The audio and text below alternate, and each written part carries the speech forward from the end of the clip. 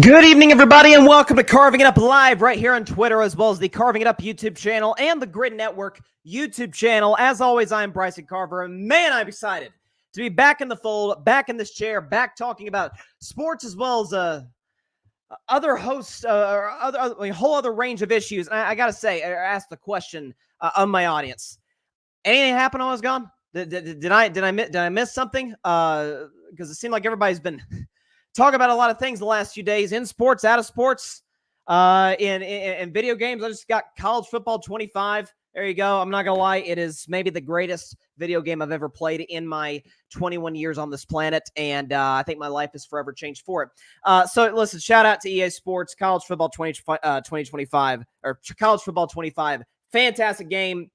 We all got all kinds of stuff going on. First off, LeBron James, who just completed yet another unbelievable performance for Team USA in their exhibition win over Germany, who is a more than worthy adversary, at least more so than South Sudan was on Saturday. LeBron James is going to be the flag bearer for Team USA at the opening ceremonies on Friday night in Paris, France, in Paris.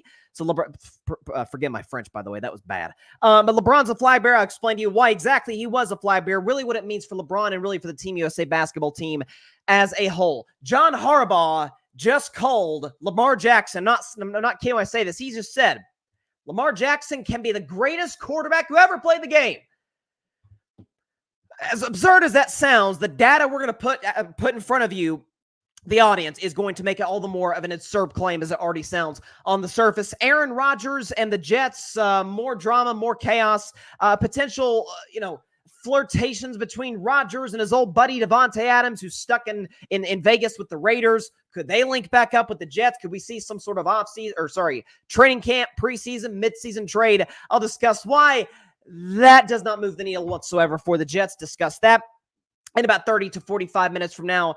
Jordan Love reportedly will not practice for the Green Bay Packers until he gets a contract. I'll explain to you why I'm on Jordan Love's side and why the Green Bay Packers are on the verge of potentially yet another, dare I say, superstar quarterback. I know we've only seen him for a year, really great play from Jordan Love for about half a year. The boy is looking good for Green Bay. Discuss that later on in the show as well. But first, Biden dropped out. Now, for those that are asking, longtime viewers, listeners of Carving Up Live, Bryson, why the heck are you talking about Joseph Robinette Biden Jr., the 46th president of the United States, dropping out of the race? Well, I would say, A, it's one of the biggest news in political history. B, I have studied presidential history and American history longer than I've studied sports, so much so that I did a 10-part series 2 years ago with my buddy Isaac Lawson, shout out to Isaac, on U.S. presidents, from Washington up until what was at that point a young Biden administration. And thirdly, I talk about what other people are talking about. I talk about what's interesting. That's what generates, I think, a good conversation on the show, and that's what I strive to do.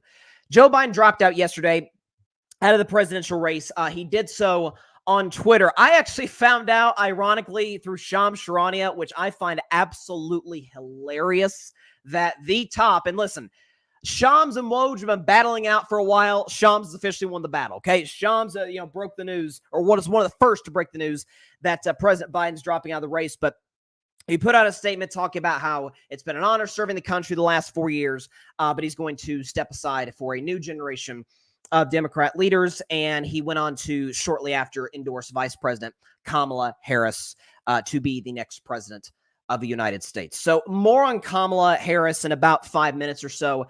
As far as Biden, and I think this is where I differ from some of my friends on the left who have been, not all, but some of them who have been skeptical about Joe Biden, potentially his opportunity, his chances to win this upcoming election. Here's my thing. It is a very, very risky call to drop out of the race with 3.5 months to go before the people make their decision this November. Very risky. Because the fact of the matter is, if this was going to happen, if you're the Biden administration, if you're the Democrat Party as a whole, you would have much rather this happen about 9 months ago. You would have. just to give you time to prepare, time to put together a convention around a specific candidate, potential presumed nominee, as the Republicans did. We've known Donald Trump was going to be the Republican nominee for well over a year. The fact that you had your Nikki Haley's, your Ron DeSantis of the world, your Tim Scotts, your Chris Christie's, all running for president. It was, with all due respect to those individuals, a wasted effort. You guys were not going to take the nomination from Trump. It was not going to happen. He essentially runs the party now. It's risky in the sense that I'm not confident, and I'll get to Kamala Harris in just a second. I'm not 100% confident. Matter of fact, I'm more pessimistic than anything, that another leader within the Democratic Party has a better chance of winning this election than Joe Biden. Bryson, he's old, so's Trump. Did you watch that speech at the Republican National Convention? And I have to say this, by the way, this has to be the single most insane I'm only 21 years old, but man, it's going to go down in the history books as some of the craziest 3.5 weeks in American history, because you have the disastrous debate for Joe Biden on June 27th. Almost immediately after, certainly the day after, you start hearing calls from leaders within the Democratic Party begging him to step down. You got the op-ed by George Clooney. You got it was reported Barack Obama, former President Obama, was working behind the scenes to oust his former VP in change for a younger leader in the Democratic Party. By the way, in between that, there was assassination attempt against Donald Trump, where, thank God, he and 2 other people who had survived tragically. An individual, a man, lost his life. Prayers to him and his family. Then you have the RNC.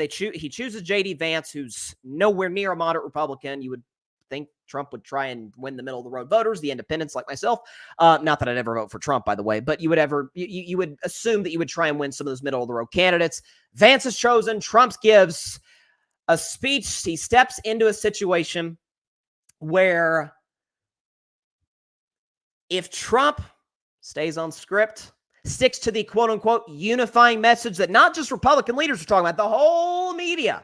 Man, I was hearing CNN, ABC News, CBS. It's a unifying message. Here we go. Nope, same guy. Hasn't changed one darn bit. And he blew it. For that reason, I think that may have cleared the way, potentially, for a Joe Biden victory, at least more so than it would have for a Gavin Newsom, who's not even popular in his own state, much less the country, and let's be honest, kind of fits the mold of a Democratic liberal elite. He does. Gretchen Whitmer, I really like. I think she would be a solid candidate in the future to run for president, but I don't think, given the fact that Joe Biden has been in that executive branch, by and large, whether you agree with his policies or not, by and large, has done more good things than bad. Joe Biden is going to, in history, particularly given the fact that his term is going to end after 4 years, his presidency is going to end after 4 years, he's going to go in the upper half of presidents in history. That is, I looked at my list the other day when yesterday when Biden dropped out. I'm like, where would Biden finish amongst presidents in history? There's been 44 men who occupy that office, not including Biden.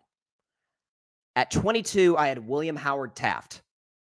He was a better president than William Howard Taft. He was. And Taft actually wasn't as bad of a president as he gets credit for. That's another discussion for another day. So that's the Joe Biden side of it.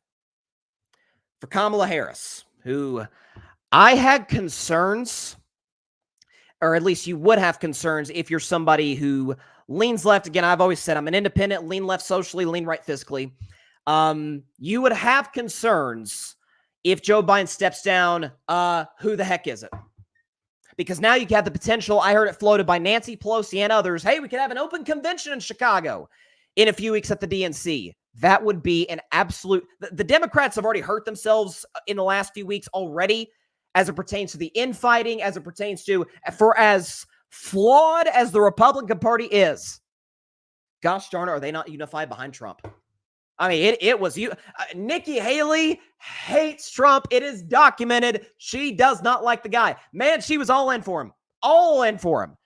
While simultaneously shaking her head, but nonetheless in for her former boss, because she obviously worked in the Trump administration the first go around from 2017 to 2021. The Democratic Party, quite a different story. Some have wanted Biden to stay. Some wanted him to go. It was this infighting ever since that debate debacle on June 27th. They did themselves enough damage as is. Having an open convention would only further that divide and lessen the trust in the American people, what trust there was or is by independent voters in the Democratic Party. The reason I keep saying independents, by the way, Republicans are going to get the Republican vote and Democrats can get the Democratic vote. That's just the way it goes. Independents make up nearly half the country statistically. I say this as an independent, we decide elections. That's how it goes. And so Kamala Harris, to me, including Biden, has, by a long shot, the best chance to win the presidency within the Democratic Party, and I don't think it's remotely debatable.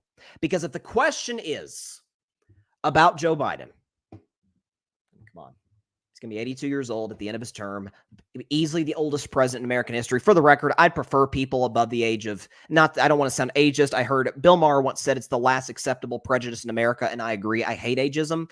I don't want to sound that way, but I think we do need to at some point put an age cap on being president of the United States. We put that, Washington set the precedent of being, you run for 2 terms and then that's it. There's a couple individuals, Ulysses S. Grant, Theodore Roosevelt come to mind, that tried to run for a 3rd term.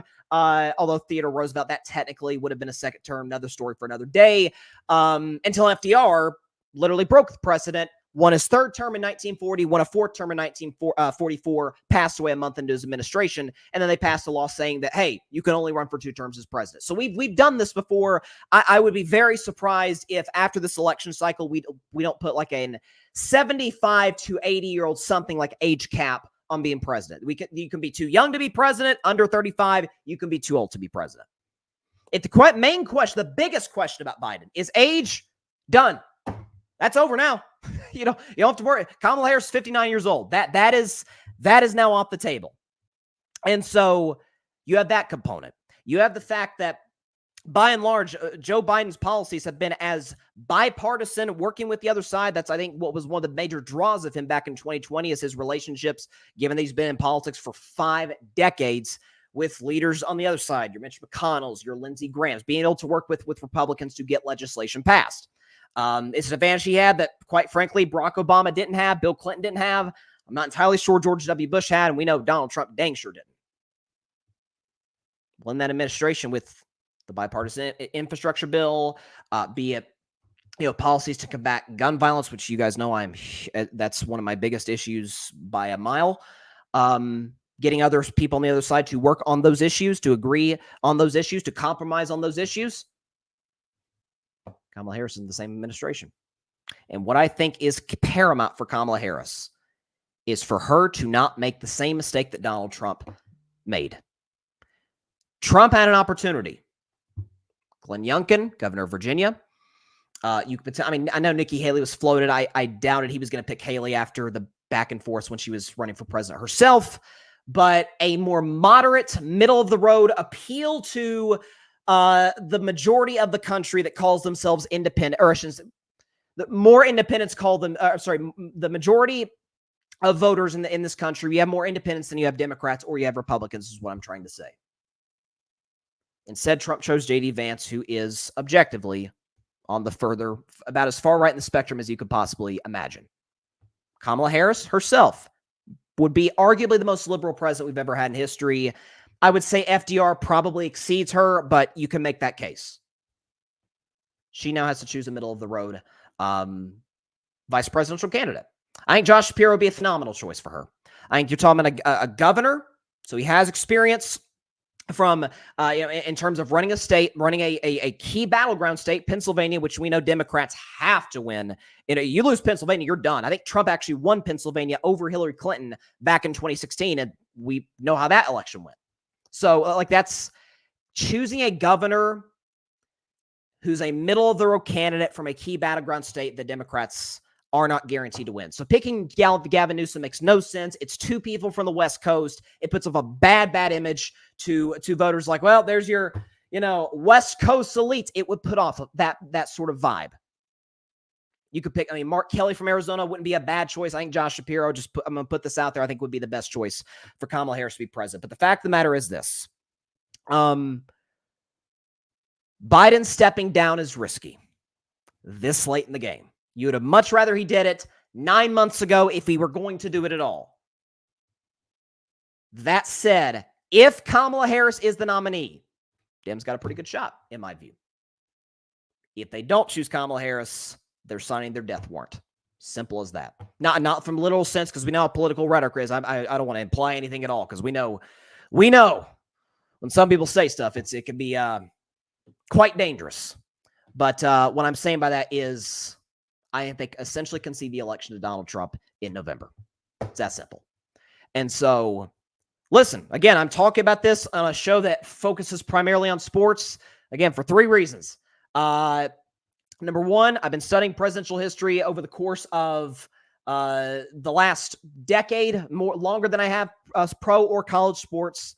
Number two, it's the biggest news maybe in the history of American, some of the biggest news in the history of American politics, certainly American presidential races.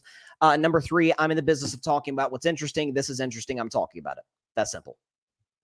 So let's see. Looks like I got some comments up in here. Matthew Lucas Jr. is in the comments. I hate to tell you, broski, but Biden wouldn't have won over Trump, unfortunately. Let's be honest with ourselves logically, man. LOL. I mean, it's certainly the polling wasn't looking good. Now, I am one who tends to be extremely skeptical of polls. And so, but the polling you're seeing so much of a discrepancy in Michigan. Like Michigan, the polling was not looking good for Biden at all. I think Trump was up like 7 points or something. Again, I don't trust polling, but there does come a point in time where that does, you do have to take into consideration. What went into Biden's decision? That's why I'm going to be curious to know in the coming days. I imagine he'll share. My man EJ Savage, what's up, EJ? Boys of the Zone.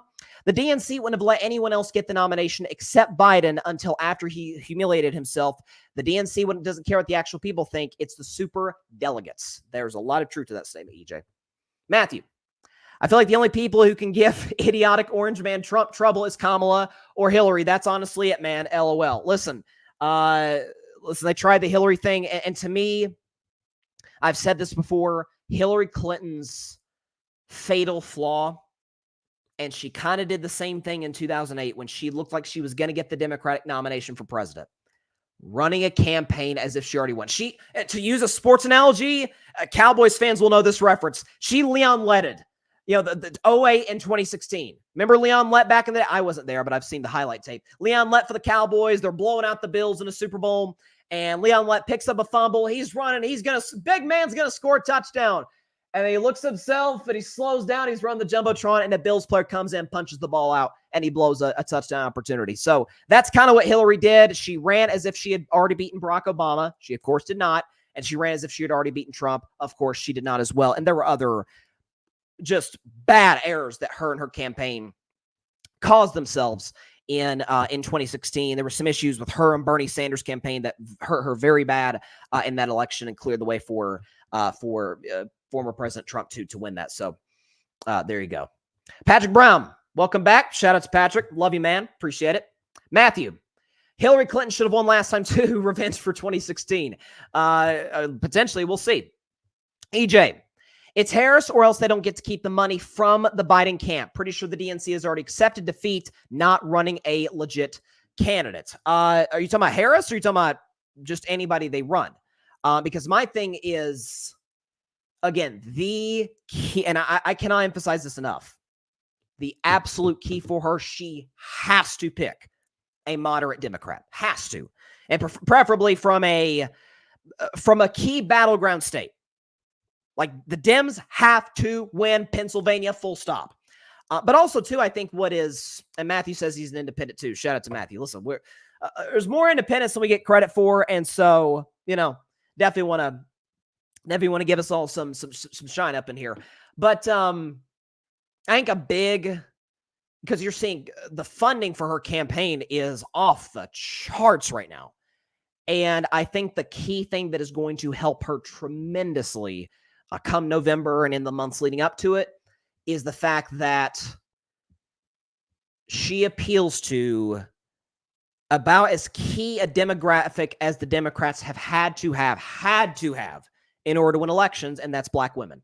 Black women historically come out in droves to vote for Democrats. That's how we've what we've seen in recent history, and even going back decades in the past. So she certainly appealed. Now, I think Biden appealed to Black voters, not as much as Kamala Harris did, but that's going to be a really, really big advantage for her moving forward. And listen, if we're being honest, the election is going to come down to is going to come down just like it usually does to a few states, Wisconsin, Pennsylvania, Georgia could be a swing state, but my guess is it probably goes for Trump. But we'll see. I mean, it went for Biden last time, so who knows? But here's what I do know. I want to emphasize this again, then we'll transition to sports. This has been, and it's not even remotely close, the wildest 3.5 weeks I've ever seen in my life in politics. Starting with the Biden disaster at the debate almost a month ago, 5 days from now, it'll be a month ago exactly. You have Democrats call for him to step down.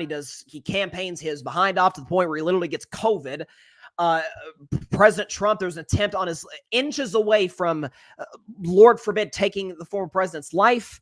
And then he gets a nomination, picks J.D. Vance, bombs the speech at the RNC on the final night there in Milwaukee.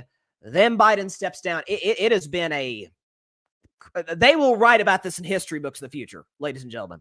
Like I always talk about, obviously I'm 21. I've always said, I don't know how America, and I promise this is the last point I'll make before we move on to LeBron James. I've said this before. I think I said it on the presidential podcast that I did a couple years ago. And that's, by the way, on the Carving It Up playlist. You can check it out, if you want. I still am not quite sure how we talk about how did we get through the Civil War? No question. America doesn't get enough credit for the fact that it survived the 60s and 70s. Because you had an unholy amount of political assassinations in the 60s. You have Vietnam at the end of the 60s, into the 70s. You've got Watergate. It was a chaotic time, between the 1960 election, Kennedy and Nixon, up until really, of course, you could the 70s, even under Jimmy Carter. I'm not blaming this on him, obviously, but the Iran hostage crisis. Like America's in rough shape. So if you're feeling down about where we're at today, just know we've certainly seen worse as it pertains to the Civil War. God willing, we don't ever come anywhere near that again. But there's a lot of people that are still around today, grandparents, coworkers, bosses, you name it, who remember quite well what the country was like between the 1960s and 1970s. It was pretty insane. Final comment, then we'll move to sports. EJ, Democrats actually back Harris fully. They feel like they're just letting her run the ticket and then bringing out the heavy hitters next cycle. AOC said as much 3 days ago before flipping today. I did hear AOC say that she was skeptical that donors would back Harris, which it looks like that's not really a concern for the Democrats today. I don't know. We'll see, but she seems to have the back end of the party, which she's going to need it if she wants to win the election. The Democrats cannot go into this convention as fractured as they have certainly not appeared, but I think been over the last 3.5 weeks, and maybe longer. Maybe the Biden debate was kind of the breaking point. But listen, somebody's going to write a book about this. Somebody's going to write a bombshell article in the New York Times or Wall Street Journal, some major paper in the United States, and hey. American history is pretty unbelievable. All right. Let me get a drink of water for a second. Not to sound like, CNN or any of the other cable news channels, but definitely want to get my take on that because it is pretty gigantic news. Again, this does transition to sports. Again, this game, kind of changed my life a little bit. For the audio audience, College Football 25. Holy cow. EA Sports, you outdid yourself. I wish only complaint I have is I wish you could recreate rosters. I wish I could go on there and download and play with the 2019 LSU roster with Joe Burrow, Jamar Chase, Justin Jefferson, those guys. That's my only criticism of the game. Other than that, it's phenomenal. I have no criticisms of it at all. It's unbelievable. Yeah, so there you go. All right. Let's transition to sports. So, Team USA, by the way, just an hour and a half ago, beat Germany. Germany has been one of Team USA's, kind of they're expected to be one of the biggest competitors, competitors to Team USA going into the Olympics this summer. The Olympics obviously start. The opening ceremonies are on Friday. Very excited for that. And LeBron James, who was recently this morning named the flag bearer for all of Team USA, not basketball, all of Team USA. He's the first men's basketball player to ever be given that title, which I was surprised. I'm surprised Michael Jordan didn't back in the day. That's not a shot at MJ, by the way. I'm genuinely surprised he wasn't. But LeBron, after hitting the game-winning shot when Team USA nearly blew it to South Sudan as 40-plus point favorites against Germany, he dropped 25 and 6 on 8 of 11 shooting and 2 for 2 from the three-point line and was without question, and this is I can't even contextualize this, was without question the best player on the floor. Joel Embiid played well. Joel Embiid has, in the last couple games, gotten his footing back underneath him. He's played much better than he had in the first few exhibition games for Team USA. Anthony Davis has been unbelievable. I think the second best player on Team USA thus far. The guy's a freak. But that aside, because we know that, I think this is LeBron James has accomplished a lot in his career. The MVPs, the championships, the philanthropy off the court, you name it. This might be one of his 5 greatest accomplishments. And the reason I say that, Team USA across the board is pretty stacked. The women's swimming side, we talk about the greatest swimmer. ESPN named the greatest athlete of the 21st century, and quite frankly, I agree with them. Michael Phelps, obviously retired years ago. Katie Ledecky on the women's side is not too shabby herself. I think she was ranked at, number 15 of the greatest athletes of the 21st century, according to ESPN, and I think you could make a case she might be higher. Katie Ledecky is an athletic freak. Could have chosen her. Could have chosen Simone Biles, who's undisputedly the greatest gymnast in the history of the sport. This very well could be her last Olympics. You could have let Diana Taurasi do it on the women's basketball side. There's a lot of athletes they could have chosen, but they chose LeBron James. And I think the reason they did, and for the record, Team USA athletes vote on this. And I'll be curious. I don't know if the voting has come out. I'd be curious to see what it looks like. Some of the second, third place behind LeBron. But this is, I think, indicative of what LeBron James has been since he was 16 years old. I'm not going to wax poetic about he was deemed the chosen one, and then he did this, and he did that. I've already done that. And we'll do it, when his next big accomplishment or when he retires.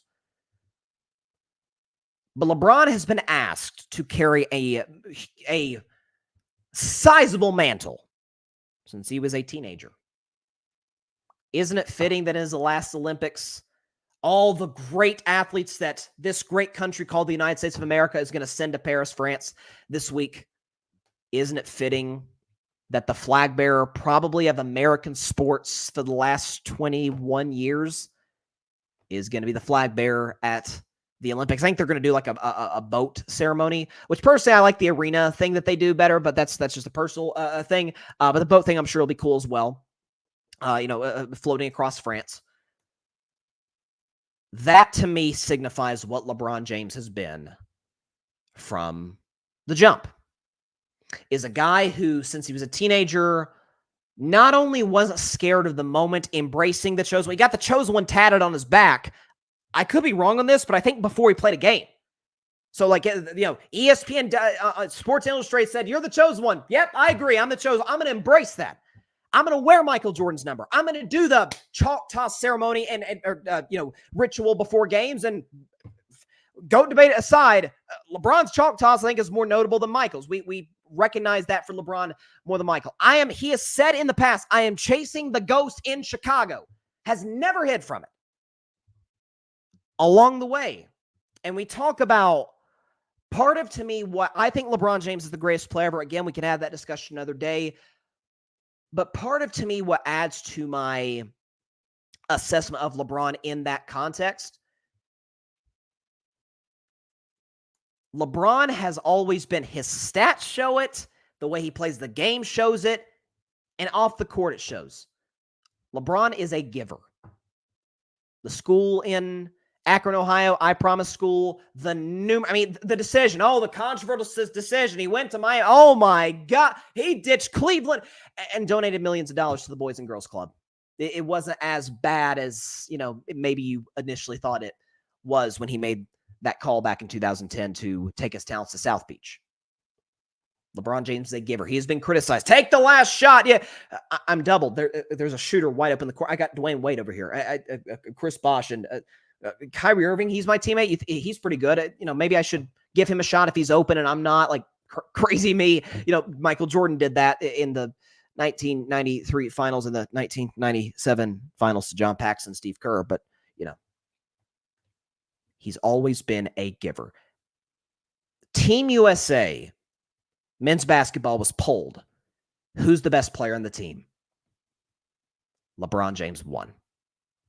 This is a team with Steph Curry, Joel Embiid, Jason Tatum, Kevin Durant, Anthony Edwards, Anthony Davis. And they said, yeah, LeBron's the guy. Second place was, I might have been Steph. I can't remember if it was Steph or Embiid or whoever it was. Got 2 votes. LeBron got 5. And it was really cool, I thought, in the video that Team USA posted this morning of looked like Team USA was like having a team meeting and Steph was up there speaking in front of the team and announcing that LeBron was going to be the flag bearer at the opening ceremonies on Friday. And it was kind of an acknowledgement in the sense that Steph is in no way diminishing his own greatness. Because I'm not saying Steph would have been the flag bearer if LeBron wasn't, but it was kind of cool that Steph was the guy. Like Steve Kerr could have announced it. The whole Team USA, LeBron's family could have announced it. Steph Curry was who announced it. And I think what that signified is, yeah, we've been going to battle for years, 4 straight years in the finals from 15 to 18. And obviously LeBron and Steph are on much better terms now than they were during those finals runs. They were actually pretty tight prior to the finals runs. Then Steph got good. LeBron didn't love the media coverage of Steph, the unanimous MVP. There was some animosity, and now they're cool now. It was kind of you're the dude. It was kind of an acknowledgement, and it doesn't diminish Steph in any way. I think that's what makes Steph great, is the ability to acknowledge greatness around him. You're the man. You've been the guy. You have been the face of the National Basketball Association, arguably American team sports, for 22 years. You can argue plus, going back to LeBron James' days at St. Vincent St. Mary's High School. LeBron, more than anything else, has been a giver. His teammates for Team USA can't speak highly of him. Michael's teammates, watch The Last Dance. Don't believe me? Watch The Last Dance. Despised him. Scottie Pippen can come off as bitter at times. Some of the things he said has been proven to be incorrect and just flatly not true. But some of the things also have been as well. Scottie Pippen said years ago, yeah, they jacked up Jordan's stats on that 1988 Defensive Player of the Year. They study it. Oh, turns out that was true. Oh, interesting. Kobe Bryant, the late, great Kobe Bryant, God rest his soul. I was as big a Kobe fan as there was. There were times his teammates could not stand him.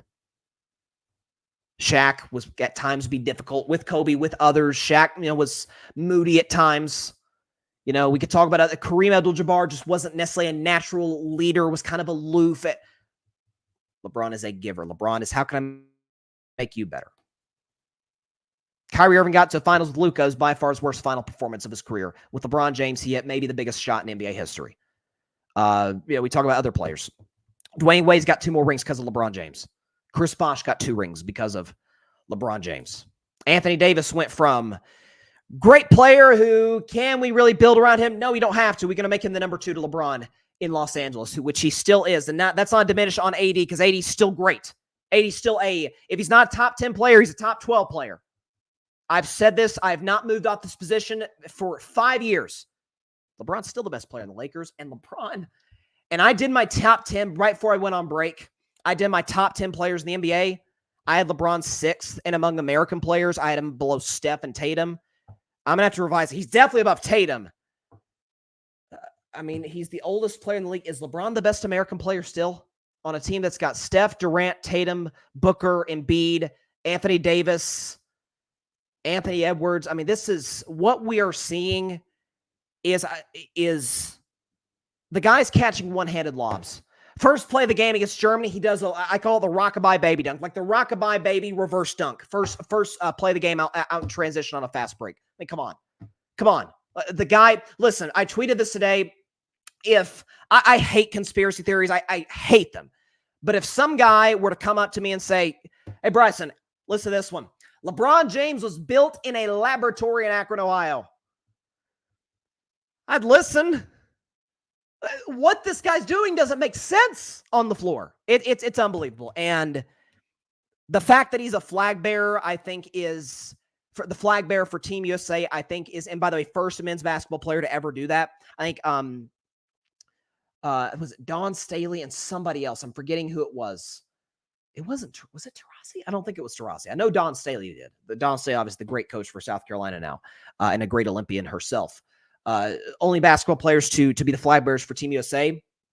I think it's indicative and representative of what LeBron has been to basketball, particularly American basketball, for 20 years. And he's not the LeBron he used to be, but good God almighty, he's insane. Man averaged 25, 8, and 7 in his age 39 season on 50% from the field, and his career high shooting from three over 40%. I mean, come on. It's insane. It's absolutely insane. Let's see. Patrick Brown. Yeah, talking about his article. An iconic backlash, talking about the 1968 Olympics. Correct me if I'm wrong, Patrick. Was that Tommy Smith and, what was the other guy's name? What was the other guy's name? John Carlos? Was that his name?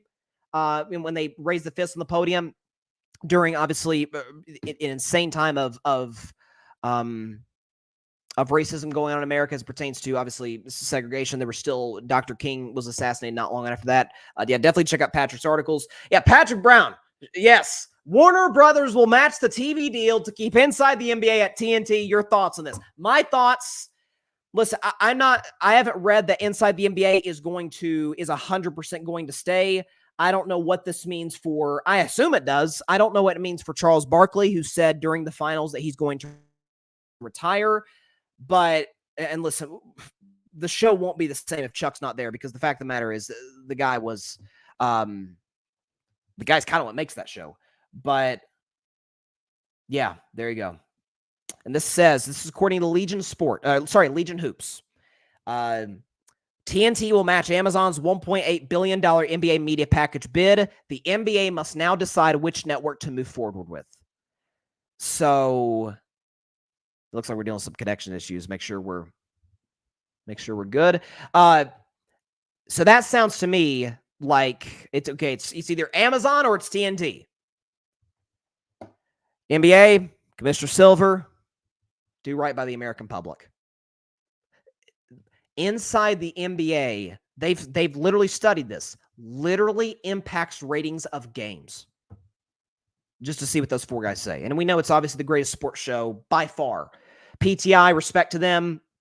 First Takes had a great run. I'm a huge fan right now of First Things First. There's some great ones out there. It's not even close. The debate is who's second.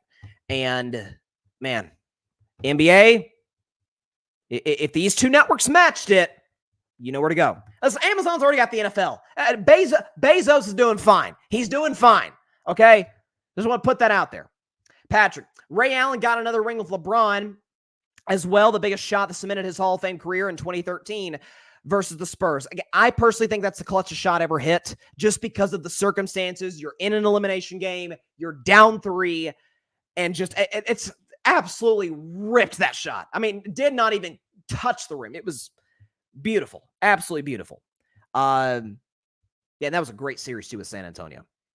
John, he's back. Shout out John Rivera, Fan Perspective Podcast. That's my guy. I love John. I appreciate the support, my man. Also, too, I did want to say this, and I promise I'm not getting paid to do this, what I'm about to do right now. I swear to God, I promise. But I did want to say this during the show. I thought it was fitting to do so after discussing LeBron being the flag bearer for Team USA at the Olympics. I mentioned among potential other flag bearers, Katie Ledecky, who is arguably the greatest female American swimmer ever, arguably. And the reason I say that is because of an individual I'm about to mention. So I have done a lot over the last 2 weeks. Obviously, there's been a lot happening in the political spaces I talked about to start the show in the last 2.5 weeks, or really 3.5 weeks if you're going to go that far back. And I played college football 2025. But this, I listen, I love movies and I love sports. If you merge the two, you're speaking my love language. And I've always said Remember the Titans is my favorite sports movie ever. Denzel Washington was my top five favorite actors in the world. I think the guy is just as great as it gets. And I have to admit, after Saturday night, Remember the Titans has a rival in my book as far as greatest sports movie ever. There's some great ones, obviously, but Remember the Titans has always been at the top of my list. Young Woman on the Sea on Disney Plus was as great, as well produced. The score was unbelievable. The script, the acting, Daisy Ridley, shout out Daisy Ridley. Going to be candid, my celebrity crush. I'm just going to be totally honest. I'm going to be totally honest with you guys. Shout out Daisy Ridley. Star Wars star. Cannot wait to see episode 10. Yes, I'm a sequel defender. Unreal job in this film. The supporting cast is unbelievable as well. It tells a story, for those that are wondering, of Trudy Ederle. Gertrude Ederle. She was born early 20th century, German immigrant parents, and she is notable in history. They made this movie about her based off a book talking about how she swam the English Channel between England and France, 21 miles across. First woman in history to ever do that. She actually broke the men's record in terms of the time that she did it by 2 hours. She swam from France to England in 14 hours and 31 minutes. And it is, I'm telling you, if you've got Disney Plus, watch it. If you don't have Disney Plus, get it. Watch this movie. It is, Remember the Titans is my favorite sports movie. I may have to revise that take, because this was, wow. Across the board. Acting was phenomenal. Story was phenomenal. The score itself, I love a great music score. John Williams is the GOAT, but that was unbelievable. Watched it with the whole family. They were blown away by it as well. And have to say, it was pretty fantastic. So once again, shout out to everybody. Jerry Bruckheimer, everybody's involved in the movie, and shout out to Daisy Ridley. Phenomenal job. Should get an Oscar nomination as far as I'm concerned. Academy, listen to this. Listen, this is a sports show, but I love movies. I darn sure love sports movies, and this was truly special. Arguably my favorite sports movie of all time. So shout out to everybody in this movie. Daisy Ridley, unbelievable job. And Disney, unbelievable job yourselves. You guys are going to be getting some Oscar noms. At least you should, go into next year's award season. So fantastic. Check some comments. Let's see. Patrick, I went to check out the Twisters, the new Twisters movie this weekend in IMAX. My favorite movie thus far of 2024. I highly recommend it. I've heard good reviews of the movie. And, I got some great acting. I'll see. You got Glenn Powell, Daisy Edgar Jones. What's the guy's name who was in Hamilton? I'm forgetting his name. Blanking on the guy's name who's from Hamilton, who's in the movie as well. But and my man Luke Combs, favorite country music singer in the world, does the kind of the main song for the movie, "Ain't No Love in Oklahoma," which I've heard good reviews about it. But all that saying, listen, got time in your hands? Young Woman C, highly recommend it. Highly recommend it. What do we got? Sorry, I was just looking at this tweet from Schefter talking about a quote from Mike Brown, the owner of the Bengals, talking about potential contract extension for Jamar Chase. He said, quote, "It's not so likely this is a good time to negotiate. The offseason is a better time for that, and we're going to try to keep focused on the football part. I'm not going to rule anything out, but I will tell you that the die has probably been cast." Okay, so there's the latest on Jamar Chase negotiating. Speaking of which, actually not get to Jordan Love yet. Let's transition to the Baltimore Ravens. So I'm a Steelers fan, and so anytime, whether I'm a Steelers fan, Warriors fan, Red Sox fan, thanks guys, got swept by the Dodgers over the weekend, should have taken 2 out of 3 nonetheless, or if I'm a Vols fan, I always try to not necessarily preface, but make it as abundantly clear as possible. While I may hate the Yankees as a Red Sox fan, the Ravens as a Steelers fan, the Lakers as a Warriors fan, or the Florida Gators as a Vols fan, I'm always going to be objective. As objective as I can be, call it like I see it. And I have been a Lamar Jackson supporter and defender for basically this entire show's existence. I think he's the third best quarterback in the league behind Mahomes, obviously number one, and Joe Burrow number two. And he's got two league MVPs. He's as special a talent, particularly obviously running the football, as they come underrated passer. But there comes a point in time. I've always used the analogy. I just gave a shout out to Daisy Ridley for the Young Woman of the Sea movie. So use Star Wars. I'm a massive Star Wars fan. That would be like if I watched episode 7, The Force Awakens, the first movie in the sequel trilogy, which was, even by sequel haters, by all accounts, a good movie. That'd be like if we walked out of the theater in 2015, or if we watched on Disney Plus and they had already seen the first 6 Star Wars movies. And they're like, man, that was a good movie. I'm like, yeah, I agree, man. I enjoyed that. That was better than Revenge of the Sith. My Star Wars fans will get that reference. No, it's not. No, it's not. John Harbaugh. Listen, I love Lamar Jackson. Think he's elite. Think he's a top 3. And I campaigned harder than anybody that the man should have got his money long before he ended up getting his money. But his coach, John Harbaugh, went a bit overboard. Listen to what he said yesterday at Ravens training camp. And I believe the Ravens, and we've always had a vision for Lamar Jackson. It started with Lamar's vision and his mom's vision when he said he was going to be a quarterback. He was going to be a quarterback in high school. He's going to be a quarterback in college. He's going to be a quarterback in the National Football League. The vision for Lamar Jackson, and it's a vision, it's something you see it like it's already happened. You can see it like it's already been done. The victory has already been won when you pour into a vision.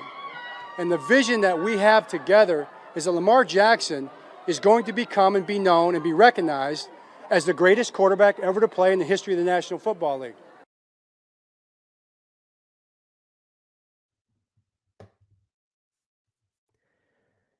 That's obviously absurd on its face. When we put the actual data to it, it's even worse.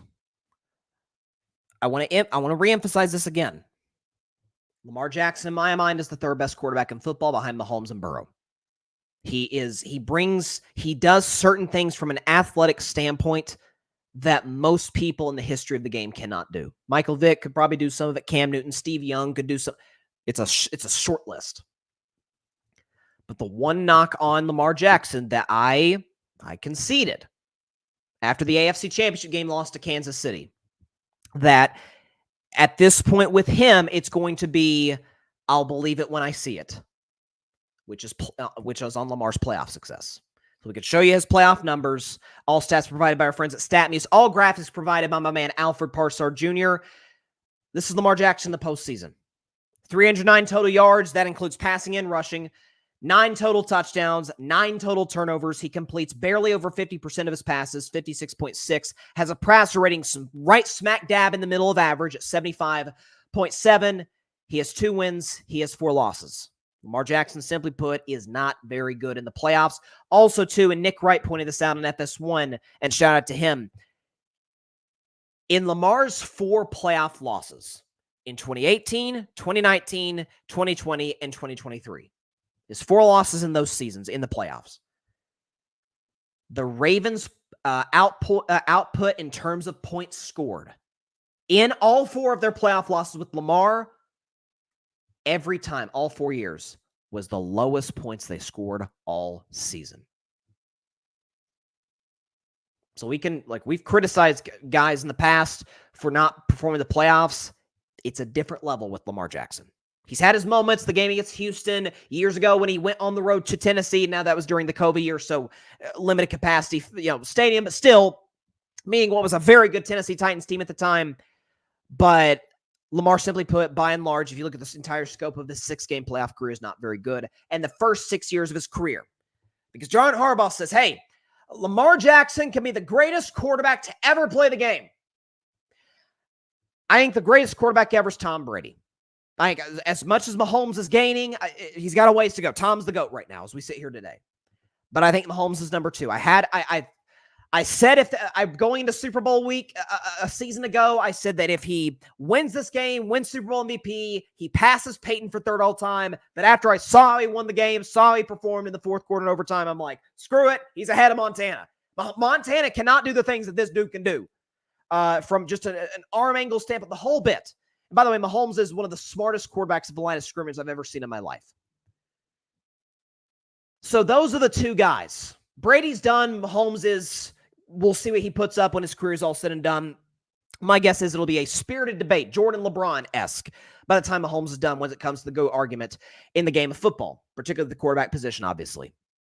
Can we show you through their first 6 seasons? Lamar Jackson and Tom Brady. First 6 seasons. Now, Tom, you're going to see Lamar on the left, Tom on the right. For our audio audience, first 6 postseason, Tom has 26 tuds to Lamar's 9. Tom has 12 picks to Lamar's 9, but at the same time, Tom played, he played 11 more postseason games and only has 3 less turnovers, completes a better percentage, has a better completion percentage, less yards per game, but we know Tom's not a dual threat guy, better pass rating, 88-75, 14-3 playoff record to Lamar's 2-4. This we're talking about the first 6 postseasons of their careers, and obviously Tom at that point had 3 Super Bowl wins and 4 Super Bowl appearances. Lamar has 0 Super Bowl wins, obviously 0 Super Bowl appearances. So that's the greatest quarterback ever, Tom Brady, through his first 6. Now we're talking about Tom's career. We're talking about his first 6 postseasons to Lamar's first 6 postseasons. Let's talk about the best quarterback in the game today, Patrick Mahomes, who we know is going to, when it's all said and done, he keeps his pace. It's going to be a hotly contested debate between Mahomes and Brady. Let's look at Mahomes' first 6 postseasons to Lamar's first 6 postseasons. It's like they played 2 different sports. Lamar 9 touchdowns, Mahomes 41. Lamar 9 turnovers in, mind you, 12 less games. 9 turnovers. Mahomes has 8 interceptions in that span. Lamar completes 56% of his throws. Mahomes essentially completes 68% of his throws, which is, by the way, the highest all time. Lamar has 309 yards per game. Mahomes does that just in terms of passing the football, 314. Lamar's a rating of 75 in the postseason to Mahomes' 105. Lamar's 3-4 in the 2-4 in the playoffs. Mahomes is 15-3. One of those 15 wins came against Lamar. Lamar's been to 0 Super Bowls. He's won 0 Super Bowls. Mahomes has went to 4 Super Bowls and won 3 of them. And in all 3 of those wins, he was the MVP of that game. For Lamar Jackson, I want to put this in the context of the data that I just showed you. For Lamar Jackson to become, and I never thought I'd be having this discussion, but for him to become the greatest quarterback we've ever seen, as John Harbaugh says, he's on the road to doing.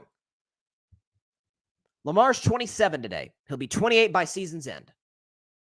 Mahomes is about that age now. He's not even 30. Brady obviously retired at 45. As I always call Tom, the great outlier. Mahomes may still be great in his 40s. I don't discount that at all, given how he takes care of his body. But the overwhelming majority of quarterbacks, once the first digit of their age is a 4, they usually don't get better. That's why what Tom did was insane over the last 5-6 years of his career. For Lamar Jackson to be the GOAT, I want to put this in perspective. Over the next 12 years, going to his age 39 season, assuming he even plays that long,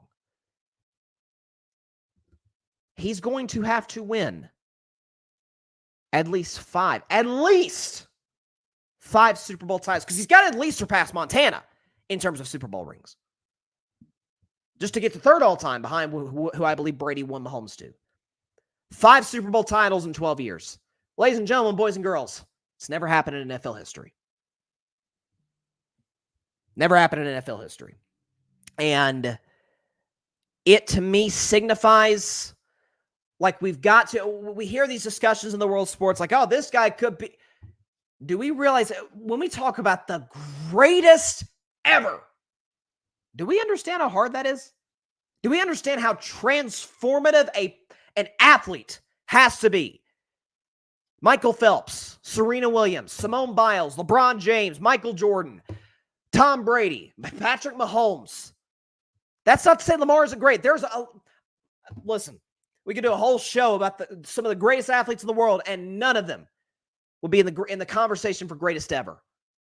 Like we've got to be And listen, I'd rather John Harbaugh do that than do what Belichick did at the end with Brady, where it was Tom's birthday or something. He was like, yeah, it's also like the backup, left guard's birthday too. It's like, oh my God, you got to be kidding me. He can't give Tom anything. Like, to me, you need to be, I'd rather be closer to the John Harbaugh in terms of praising your quarterback on the spectrum, kind of where Andy Reid is with Mahomes. Like, Andy Reid will coach Mahomes hard. Talk to any Chiefs or Eagles player from the past, Andy coaches hard. And so, but this is lunacy. So, and by the way, even if Lamar gets to at least 5 Super Bowl rings, he's going to get to 10 Super Bowls. Brady's been to 10 Super Bowls, which is obviously a record. Mahomes been to 4. We'll see if he gets to 10. That will be insane if he does. But that is an absurd statement. It'd be one thing if you said, greatest quarterback in the history of the Ravens. He wins the Super Bowl, he is. Now, the Ravens haven't been around for that long. They were an expansion franchise in the 90s, and obviously we Joe Flacco's on that. You could argue Lamar's past it, but Joe Flacco did win a Super Bowl. Obviously, Trent Dilfer, God bless him, but that was about the Ravens defense back in 2000. So Lamar could very well be that when his career's over. He very well could win a Super Bowl. That is an insane statement. And so, kudos John Harbaugh. I think the guy's a top 5 coach in the league, but holy moly, that is delulu, to put it mildly. All right. Speaking of quarterbacks, let's transition now to the Green Bay Packers. So we got a report in today that I found very, very fascinating. And it's not one that I necessarily expected. Training camp starting soon. But according to Adam Schefter,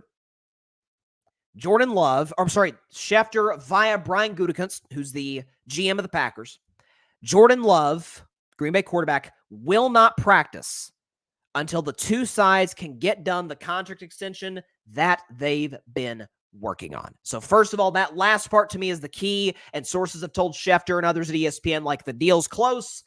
Some that I've heard have said, don't be shocked if it's done by the end of this week. Great. For me, I think this is smart on Jordan Love's part, because Jordan Love was sat behind Aaron Rodgers for 3 years. First half of last season, I was like, yeah, Green Bay needs to move on. The guy he didn't read the field well, bad decisions, his footwork was off, wasn't terribly accurate. And then after week 11, we can show you the numbers. He was outstanding. From week 11 on, including the playoffs. So the blowout win over Dallas, the loss to the San Francisco 49ers. Jordan Love from week 11 to the playoff loss to San Francisco. 261 yards per game, 23 touchdowns, 3 picks, passer rating of 113, and went 7-3 in those 10 games. In other words, he was an elite quarterback in that stretch, and arguably the best quarterback in that particular individual stretch, as good as Stafford and Dak, who were the 2 best in the league down the stretch, better than Purdy. Like, he continues that. He's a no doubt top 10 quarterback in the NFL, flirting with top 5 potentially. And we know the Green Bay's history with great franchise quarterbacks, obviously. Bart Starr during the Lombardi era. At the start, obviously Starr won the first 2 Super Bowls. Then you transition years and years later, after the Packers were pretty bad, to Brett Favre, who was great for a decade and a half. Then Rodgers, who was great for a decade and a half. And now potentially you have Jordan Love. Like, the embarrassment of riches that the Green Bay Packers have experienced at the quarterback position is envied around the NFL, to put it mildly. But to me, if I'm Green Bay, I am getting this deal done as fast as I possibly can, because we know the Cowboys have butchered not just the Dak contract, but their offseason as a whole. I was talking to somebody the other day, like, the fact that Dallas didn't either tear it down at the seams if they didn't think they could go, all in and win it all, or feel like they could go all in and put all their resources into winning this year. The fact that they sat and did nothing, I think, is football malpractice. But Dak's contract, I pray to God it doesn't, because I don't want him to stay in Dallas and waste his career there. But that contract could get done in the next 2-3 weeks. Stephen Jones alluded to the fact that they're working right now with Dak and CeeDee Lamb. Dak, listen to me. Do not sign that deal, man. Come to Pittsburgh. You can win some Super Bowls. But that deal could come down the pipeline. The Trevor Lawrence deal has already been done. You're going to see potentially quarterback Brock Purdy. I think it would handicap the Niners tremendously, but Brock Purdy could get paid after this season. And so Green Bay's in a situation like you got to get this deal done as soon as you possibly can. Not to put yourself in a position where you're handicapped by a bad contract, obviously, but again, Jordan Love has been, since week 11, 2023, one of the best quarterbacks in football. Now, does that mean I think I didn't have him in my top 10 quarterbacks of the league? I had Jordan Love actually in tier 4. I did a tiers list that's gotten a lot of buzz on YouTube, but I did a tiers list on the show right before I left for break. And I had Mahomes by himself in tier 1. Tier 2 had Burrow, Lamar, Allen. Tier 3 had Dak, Lawrence, Stafford, Stroud, Herbert, Goff. I had Jordan Love at the very top, the first name in tier 4. If he continues what he did at the end of year, his first year as the Packers starter, it's going to be hard not to put him in tier 2. Tier 2. Same thing, and CJ Stroud's already in it, but I give Stroud more benefit of the doubt because A, he did it over the course of a full season. Jordan Love did not. B, Jordan Love got 3 years to sit behind one of the greatest quarterbacks ever. Stroud was thrown into a franchise that was considered kind of the joke of the league over the better part of the last half decade plus. And so I give him props there. And so I think those things need to be taken into consideration. But if Love replicates, assuming the deal's done, again, he's not going to practice until the deal's done. I think that's a smart approach by him. The Packers reportedly I could be talking about a Jordan Love 5-year extension by, who knows, by Wednesday or certainly potentially by Friday on this show. If he continues what he did a year ago, the second half of the season, he's, I think, he's got a safe spot until proven otherwise as one of the top 10 quarterbacks in the National Football League. And Green Bay will have done it again. And that kind of transitioned me to our last topic of the day is Jordan Love's predecessor, Mr. Rodgers himself, Aaron Rodgers. I wasn't trying to do a James Bond impersonation there. So Aaron Rodgers, listen, I have talked at length about the trip to Egypt and what Diana Rossini has done a great job reporting. I've already talked about that. Rodgers was on the Pardon My Take podcast. He was saying that words can be, what did he say? Words can be misconstrued or misinterpreted. Like, dude, you are the chief gaslighter. Shut up. But there's been rumblings over the last week or so. Hey, could the New York Jets be aggressive? Go and get Davante Adams from the Las Vegas Raiders. So obviously Adams, there was a clip from the new Netflix series, which I haven't gotten the chance to watch yet. I need to before summer's over. The receiver documentary, because obviously Peyton Manning, Omaha Productions did the quarterback series with Mahomes, Kirk Cousins, and Marcus Mariota. It was unbelievable. I imagine the receiver doc will be great as well. Davante Adams is featured in that doc. And the game where Jimmy Garoppolo got benched against the Detroit Lions on a Monday Night Football, Adams' frustration was pretty obvious by what we saw in the documentary. Body language, I mean, he's pissed at Jimmy G overthrowing him constantly, but throwing him hospital balls over the middle of the field. It was a mess. Would Davante Adams make the Jets better? I don't know. And it has nothing to do with Davante Adams. I think Davante can still be a great player if given competence at the quarterback position, which, sorry, Vegas, Aiden O'Connell, Gardner Minshew, they're not it. That is not the future of your franchise at the quarterback position. You're going to need to either draft somebody or go get Dak Prescott or someone. What I will say is this, though. Adding Davante Adams will be fun. It would be a reunion of the old buddies from Green Bay. Now, it won't be like Tim Boyle and Randall Cobb, Tim Boyle shouldn't be in the NFL. I've been vocal about that. He was a bad college quarterback. There's no way he should be in the league. Randall Cobb was way, way, way, way past his prime joining the Jets. Davante Adams, that's not the case. He could be an impact player with Garrett Wilson, with Mike Williams potentially, with the revamped offensive line. The problem is two things. A, Nathaniel Hackett's calling the plays. Nathaniel Hackett, who the Jets, this is well-sourced, well-reported, tried to replace, or at least tried to strip him of his duties during the offseason because they thought he did such a bad job. We're going to try and find somebody else, like a ghost offensive coordinator, if you will. You'll be the OC in name only. Now, we know he's only on the staff because he's buddies with Aaron. That's how a lot of people got their job. That's why a lot of people have kept their job with the Jets, is because they're being given a mulligan because of the Aaron Achilles injury from week 1. Speaking of Aaron, He's another reason why this Jets season will, I'm not saying they won't make the playoffs. I haven't made my predictions yet. I won't do it until after Labor Day or on Labor Day, whenever. But the idea that this team can be a contender, ask yourself this question. When's the last time Aaron Rodgers has been elite? When's it happen? Because I could show you. So obviously last season essentially kind of just doesn't count because he tore his Achilles a few plays into the season for the Jets. The last full season healthy Aaron Rodgers that we saw, 2022, his final year with the Green Bay Packers. Now, before we show you stats, context is necessary. Carving up the context, obviously, the segment we do every Wednesday on the show. Keep in mind that essentially the exact same roster that Aaron Rodgers had in 2022, Jordan Love had in 2023. And what did Jordan Love do in 2023? I just showed you the stats in that last segment. He was one of the best, if not the best quarterback in football from the span of week 11 to the divisional round. He was 23 touchdowns, 3 picks, pass rating of 113. He was great. He was great. Essentially the same roster. Walked into Dallas and we all saw it. Smoked the Cowboys. Going to San Francisco. Argue the best roster in football. Comes down to literally the final minute of that football game. That roster is what Aaron Rodgers had in 2022 when he infamously did not work with his receivers in the offseason because he had some ayahuasca retreats to attend. He couldn't miss those. Fully healthy season, Aaron Rodgers. Here's what we saw last time we saw him fully healthy. Over the course of a season, he was an average quarterback.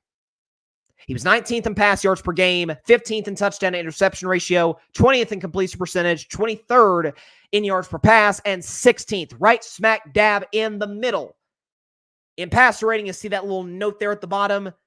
He has not thrown for 300 yards in a game since December 12th, week 14 of 2021. He has not, and by the way, he has not won a playoff game since 2020. Why would I believe that the guy who had a roster that his heir apparent darn near took to the NFC Championship game, he went 8-9, couldn't even make the playoffs with that roster? Well, Bryson, I mean, the Jets' quarterback play has just been disastrous. Okay, there's two ways to very easily, poke holes through that argument because people say, hey, the Jets' defense is great. Like, if they can get anything from the quarterback position, the defense can what? The Jets lost 10 games last year. Here's the points they allowed in their 10 losses. This is what their opponents scored. The Cowboys scored 30. The Patriots only scored 15. The Chiefs scored 23. The Chargers scored 27. The Raiders only scored 16. The Bills scored 32. The Dolphins scored 34. Atlanta only scored 13. The Dolphins scored 30 again. The Browns scored 37. If you want to add that up, average it out, the Jets in their losses average giving up 25 points per game. You tell me that Aaron Rodgers is going to step into a situation, and I get some of those are defensive touchdowns. We know that Tim Boyle threw the Hail Mary pick 6 in that Black Friday game, which was, I still don't know how that happened, but that's a classic Jets moment. The idea that Aaron's going to come in again, was he going to beat Dallas when they scored 30? Was he going to beat the Chargers scoring 27? Buffalo when they scored 32? Miami when they put up 230 pieces? Cleveland when they scored 37? Was that going to happen? Also, way to poke holes in that argument. Well, the Jets quarterback play, yeah, it was so much better than Pittsburgh's quarterback play. Now I'm a Steelers fan, so I have a unique level of expertise, probably wouldn't be the right word. PTSD, I think, would be the appropriate term. Pittsburgh Steelers might have had the single worst quarterback room in professional football a year ago. Kenny Pickett, Mason Rudolph, Mitch Trubisky. All of them. And while I like Rudolph, all of them certified backup quarterbacks in the NFL. None of them are. I always say there's a low-end starter, high-end backup category in the NFL. None of them are in it. None of them. They won 10 games and made the playoffs. You know why they did? Because Mike Tomlin's a top 5 coach in the NFL. Robert Saleh is not. Bryce, that's Pittsburgh. The dysfunctional, my entire life, Cleveland Browns had as dysfunctional as, not as bad of a quarterback room as Pittsburgh had, because Deshaun Watson's better for his flaws. He's better than anybody Pittsburgh has. They had Deshaun, then he got hurt. They trotted out some other guys. They tried the kid out of UCLA they drafted before he got hurt. They tried an XFL guy. I think it was the XFL guy. He got hurt. Then they tried an old beat-up Joe Flacco who was throwing picks left and right. They won 11 games and made the playoffs. 11 games. Ladies and gentlemen, boys and girls, the Browns were tied for the second in a stacked AFC. The Browns were tied with the second best record in the conference because they have a great coach. The Steelers won 10 games, had the worst quarterback room in football, made the playoffs because they have an all-time Hall of Famer coach. The Jets do not. The idea that Aaron Rodgers, who we have not seen be elite in 3 years, and the last time we saw him 2 years ago, before he blew his Achilles out at age 40, he was average. Put up the numbers one more time. 16th in yards per game, 15th in touchdown to interception ratio, 20th in completion percentage, 23rd in yards per pass, and 16th in passer rating. Doing that, by the way, with a roster that his replacement almost took to the NFC Championship game. Like the idea of an Aaron Rodgers career resurgence, again, this is precisely why that during Brady's career, all the time on the show, and Brady would throw for 350 yards, 3 touchdowns, 4 touchdowns, I would say he is the great outlier. Quarterbacks do not turn 40 and either maintain their greatness or get better. Brady somehow in some seasons looked like he was the best he ever was. That's not how it works. Peyton Manning didn't even get to 40. Phillip Rivers could not throw a deep.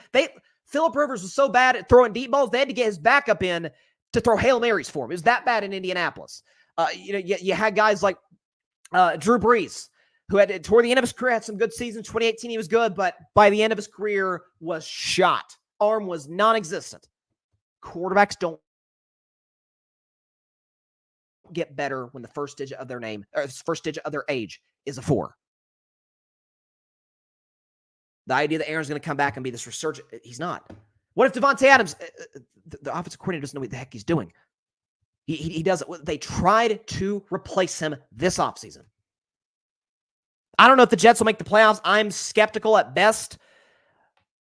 But listen, they will be, if nothing else, I do give the Jets this. They'll take up a lot of space on the show this football season. They will give me a lot of content. Aaron mostly, but we'll probably be talking about some Robert Saleh pressers, Sauce Gardner tweets. I mean, it's going to be Woody Johnson. Who knows what the heck Woody Johnson's going to say? Listen, the Jets will be the best reality show in the NFL. That's why I will give them. It will be the best reality show in the NFL. Meanwhile, Green Bay could potentially win the conference for all we know. I mean, they are, boy, oh boy. That team is not close to a contender. I'm sorry. They are not close. But at any rate, we'll see what happens. All right, that is all the time we have for today's show. Appreciate everybody stopping by as always. Be sure to catch Carving It Up Live on Wednesday at 6 p.m. Eastern, 3 p.m. Pacific time right here on Twitter, as well as the Carving It Up YouTube channel and the Grid Network YouTube channel. As always, be sure to like, share, comment, and please take 2 seconds out of your day. Hit that big red subscribe button. Helps the channel grow exponentially. We're trying to get on the road to 5,000 subscribers. Who knows? Let's put out a goal. Maybe get to that by the end of the football season. What the heck? Who says we can't? You know, in the words of the Harbaughs, I know I just ripped John Harbaugh earlier, but I still love the guy. I think he's a great coach. I just think him calling Lamar the GOAT is crazy, or potentially the GOAT is crazy. But what do they say? Who's got better than us? Nobody. Who's got better than Carving It Up? Like I've got the best people to work with here at the Grid. I've got an awesome family who supported the show from day one, and the people, you all who tune in the show live, who watch our clips on social media, on YouTube, y'all are what makes the show run. It's as simple as this, or simple as that. So if you have not subscribed, hey, hit that bigger subscribe button down there. It takes a couple seconds, and you get to become a part of some of the best and most supportive people in the world to support the show. I love every single one of y'all for it. And if you have subscribed, thank you so much. Please tell your friends about it, your family about it, everybody you know about it, except for your sleeping cat. Nealon's been in a pretty good mood the last few days. It has been hot as west, where I live, in Tennessee. It has been insane, but we had a nice, kind of off and on rainy day. So that was, listen, we need it where we live. I think the country needs some rain. So definitely he's been in a pretty good mood the last couple weeks, since I've been off. But definitely be sure to tell everybody you know about the show to subscribe, or everybody you know to subscribe to the show. Also, just as importantly, be sure to go subscribe to the Grid Network. That is GRYD, the Grid Podcast Network, right here on YouTube, as well as any and everywhere you get your favorite podcasts, be it Apple Podcasts, Spotify, iHeartRadio, Google Podcasts, any and everywhere you get your favorite podcasts. You can find us right here on the Grid Network, where we dare to be different. Shout out Patrick. He writes some great articles for the Grid. Shout out to everybody who's a part of the network. I imagine Bi-Coastal Baseball will be lively tonight. If the guys are on the show tonight, very curious to see what they have to say. Red Sox getting swept was not fun. I'm not going to lie to you. It was not fun. But, hey, we'll get Colorado tonight in this series. We'll get back on track in the wild card mix. All right, I will see you guys on Wednesday, 6 Eastern, 3 Pacific time, carving up the context, Bryce's best 10, the whole bit. So great to be back. Please be sure to stay safe out there. Please be sure to take care of your physical as well as your mental health. And please, please, please be sure to contact your local state representatives and senators to demand change for gun violence in America. Doesn't matter where you lean, right, left, center. This is an issue that impacts every single one of us as American citizens. And no matter what people on one side of the aisle tries to tell you, oh, it's not a problem, or people on the other side of the aisle telling you there's only one solution to the problem, both are BS. Both are simply not true. It's a huge problem that has a number of nuanced solutions to solve it, to address it. So let's do what we got to do, especially given it's election year, man. This is got to be safe in America, and we got to put ourselves in position to elect the leaders who will do their best to make sure that we are, rather than gaslighting us. All right. Fun show today. Man, it's so great to be back on Carving Up Live. Cannot wait to come back in on Wednesday, 6 Eastern, 3 Pacific time. Stay safe out there. God bless y'all. Peace out. Seriously, go watch Young Woman See. It's pretty phenomenal. Thanks so much for watching the show on YouTube, and be sure to go click that big red subscribe button and check out the other clips and full shows from Carving It Up Live, as well as our other incredible content creators here on the Grid Network.